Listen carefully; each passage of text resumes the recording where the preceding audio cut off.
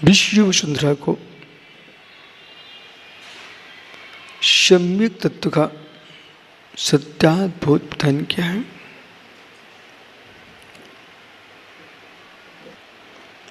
जिन्होंने बोध दिया है उन्होंने बोधि को प्राप्त किया है। बोध देने की अधिकृत अधिकारी वे ही हैं जो बोधि को प्राप्त हैं। जिन्होंने बुद्धि का वेदन नहीं किया वे बोध नहीं दे पाएंगे। उनके दिए गए बोध सब लोगों के मस्तिष्क में व्यर्थ जाएंगे। अनुभव करके, जी करके, जागृत होकर के जो कहता है उसका वचन सत्य प्रतीत होता है। जिन्होंने स्वयं नहीं जिया, दूसरे को जीने की विद्या सिखा रहे हैं, उनकी दी गई विद्याएं आदमी को टेसू के फूल के समान दिखाई देती है। किंशक पुष्प टेसू का फूल देखने में सुंदर दिखता है लेकिन सुगंध नहीं देता। टेसू का फूल दिखता सुंदर है, रक्त है, लेकिन सुगंध नहीं होती है। ऐसी आचरण विहीन का उपदेश जो है दिखता सुंदर है पर सुभाषित नहीं होता है। जिनके उपदेश में आचरण निहित है, जिनके उपदेश में चारित्र निहित है, उनके उपदेश सुंदर भी लगते हैं और सुभाषित भी लगते हैं। कुछ लोग इतनी सुंदर भोजन पद्धति को सीखे हुए हैं, इतना सुंदर बनाते हैं, लेकिन राजेश स्वादिष्ट बिल्कुल भी नहीं होता। वे सफाई करना जानते हैं, स्वाद भरना नहीं जानते। कुछ वे लोग होते हैं स्वाद भरना तो जानते हैं परंतु काला करके रख देते हैं। जो जिह्वा को अच्छा लगे वो नेत्रों को अच्छा नहीं लग रहा है, जो नेत्रों को अच्छा रहा है वो जिह्वा को अच्छा नहीं लग रहा है। लेकिन कबीर ने जब भगवान की पूजा लिखी तो उसने ये लिखा, लोचन सुरसना घ्राण। जो लोचन को, रसना को, घ्राण को उत्साह के करता,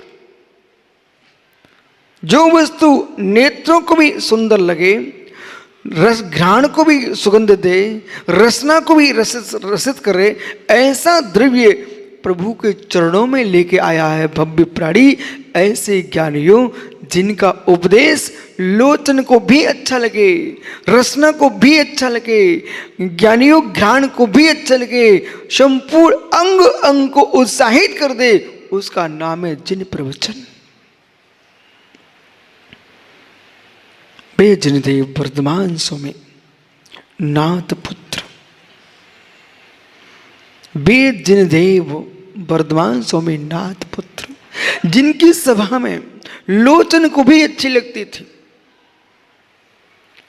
जिनकी सभा में सुगंधित पुष्प वाटिकाएं थी, सुघ्राण को भी अच्छी लगती थी, अनेक फलदार वहाँ वनस्पतियाँ थीं, रसना को भी अच्छी लगती थी, देखने वाले को भी अच्छी लगती थी, सुनने वाले के कर्ण आनंदित हो रहे थे।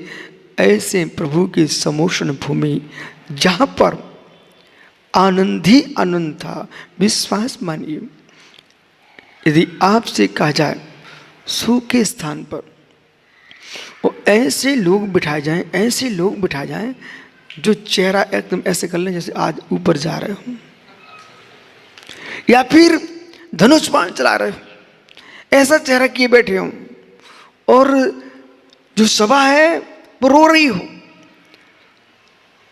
मित्र, अब कहना भाई राजेश रंजन एक सुंदर भजन सुनाना, वो कहेगा मित्र मेरे तो प्राण निकल रहे, तुम यहां से मुझे निकाल ले चलो। वक्ता भी, संगीतकार का संगीत भी विश्वास मानिए, गीत में दम तभी आती है जब संगीत में दम होना चाहिए। संगीत में दम नहीं है तो गीत में दम नहीं आती है। आपने देखा नन्हे नन्हे बच्चे जो कोई संगीत शास्त्र सीखने नहीं गए, वे भी बाजार में बैंड बजते दिखते ना तो रोड पर नाचने लगते हैं। अरे बच्चे छोड़िए, बूढ़े नाचते हैं। अरे बूढ़े छोड़िए, घोड़े नाचते हैं। ओहो हो, घोड़े नाचते हैं। बाजे की आवाज सुनते ही नचना घोड़े नाचने लगते हैं। ऐसे ज्ञानियों यदि हार्दिक प्रवचन करने बैठे तो ऐसा प्रवचन होना चाहिए कि लोगों के मन मयूर नाचने लग जाए, मन मयूर उत्साह से भर जाए, उमंग से भर जाए। और मित्र, मात्र पंचेंद्रिय नहीं, उपदेश का मतलब मनुष्यों को आनंद आए ऐसा उपदेश मात्र उपदेश नहीं होता। एक इंद्रिय जीव को भी आनंद आए ऐसा उपदेश होना चाहिए। मालूम, संगीत के प्रभाव से वनस्पति प्रसन्न होती है। जिस स्थान पर संगीत चल रहा है वो फलदार वृक्ष हैं, पुष्प हैं, सुंदर ध्वनि का उन पर प्रभाव पड़ता है। अब आप कहेंगे कान तो ही नहीं है। अरे मित्र समझिए, शब्द पौद्गलिक है और पौद्गलिक शब्दों का प्रभाव कानों तक ही नहीं पड़ता है। ध्यान दीजिए, ध्यान दीजिए। हमारे यह समय सार संगीत भी है। पार्श कीर्ति ने समय सार संगीत नाम का ग्रंथ लिखा है। अब वो जैसे वक्ता बहुत ऊंची आवाज से बोलता है तो आप बैठे बैठे आपको स्पंदन होता कि नहीं होता?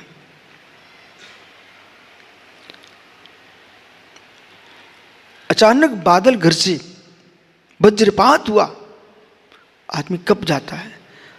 वहां धक्का किसने मारा आपको? शब्द था।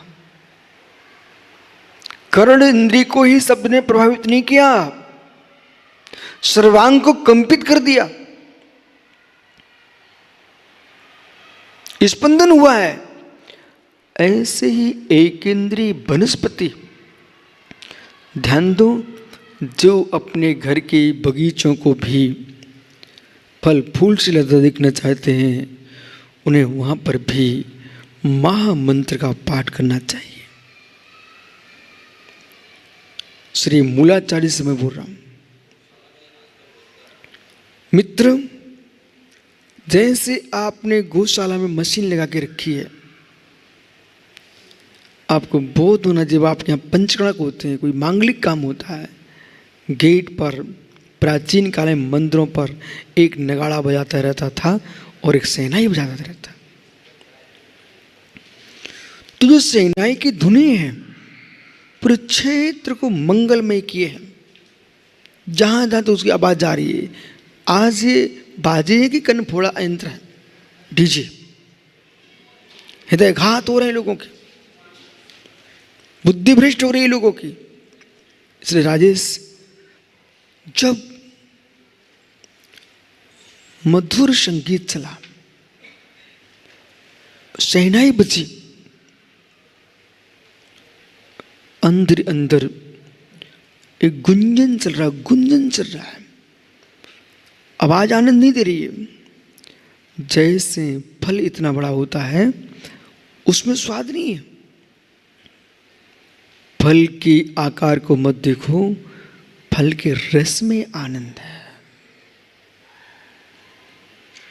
ऐसे ही संचारी भाव, 9 रस अथवा 10 रस साहित्य के, तुम वीर रस में बोल रहे हो कि शांत रस में बोल रहे हो, कि शोक में जा रहे हो, निर्वेद में जा रहे हो, गिलानी में जा रहे हो, घृण की ओर जा रहे हो, विभाव वक्ता चाहे लाखों लोगों को एक समय में आनंद से भर दे, वक्ता चाहे लाखों करोड़ों जीव को एक समय में प्राण ले ले।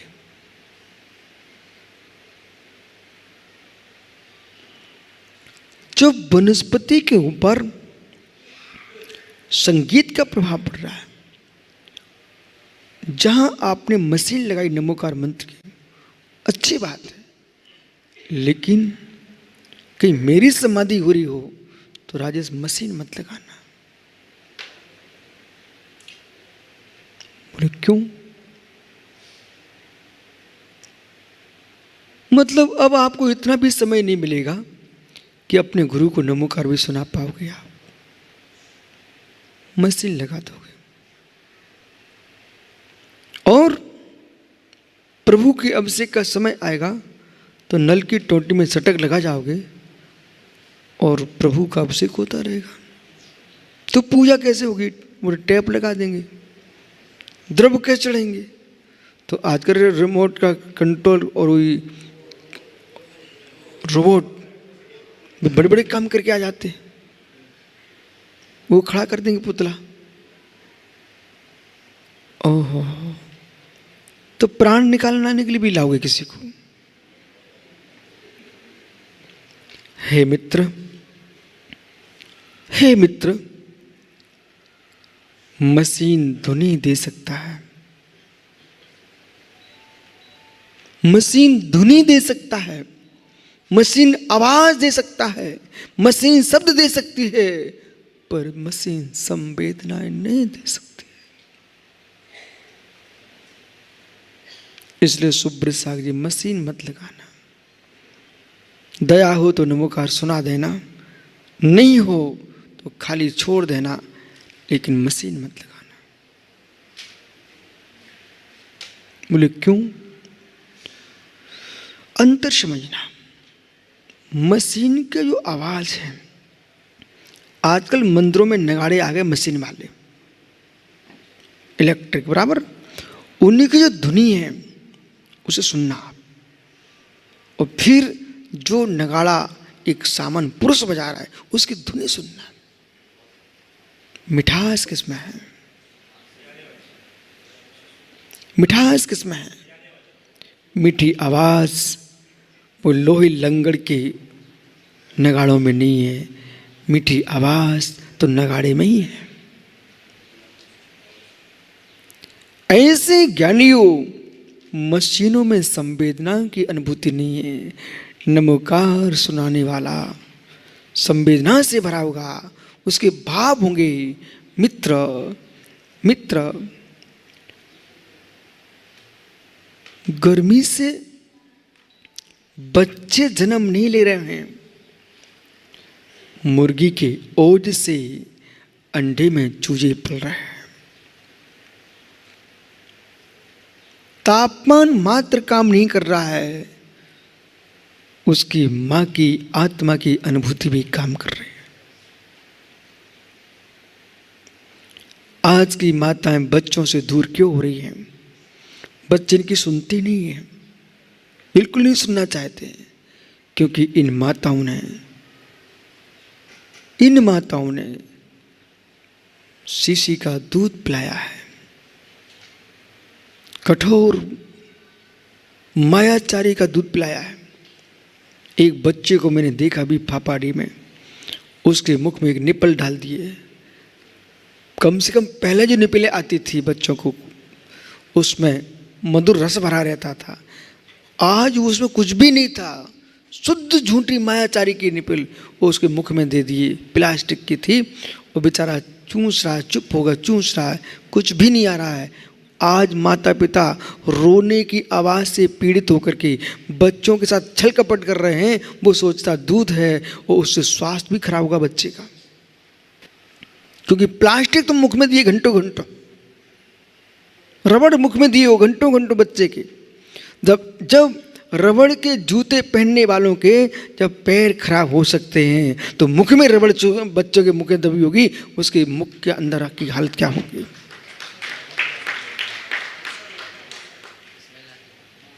मुख में दुर्गंध आने लगती बच्चे की। अब सुनिए, क्यों ये माताओं को अब वही बच्चे आगे देखेंगे?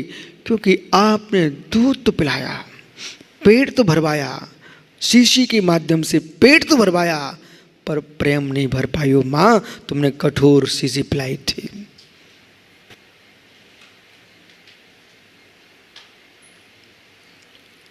ओह, शीशी में दूध तो है, शीशी में दुग्ध तो है, परंतु संवेदनाएं नहीं है। ऐसे राजेश मशीन में मंत्र तो है, संवेदना शून्य है। बजाने वाला जो शहनाई बजाता है वो अपने सुर भरता है, अलग अनुभूति है। वो आजकल मोबाइलों पर सारे संगीत तुम देख सकते हो, लेकिन वो धुनी नहीं है, वो धुनी नहीं है। इसी प्रकार से ज्ञानियों, चारित्र विहीन लोगों के मुख से जिन सूत्र तुम सुन सकते हो, लेकिन धाय मां कभी कभी अपना आंचल भी पिला देती है। धाय मां अपना आंचल भी पिला देती है, परंतु दुग्ध निकलता है, बच्चा चुप हो जाता है, स्वाद भी आता है, फिर भी धाय के अंदर वो नहीं है मातृभाव जो मां के पास होता है। लाल मेरा है, दूर मत जाइए। संजय नाइक किसी व्यक्ति के पास भाई का बेटा पल रहा हो, अपना बेटा पल रहा हो, दोनों को एक जैसी मिठाई लेके आता है।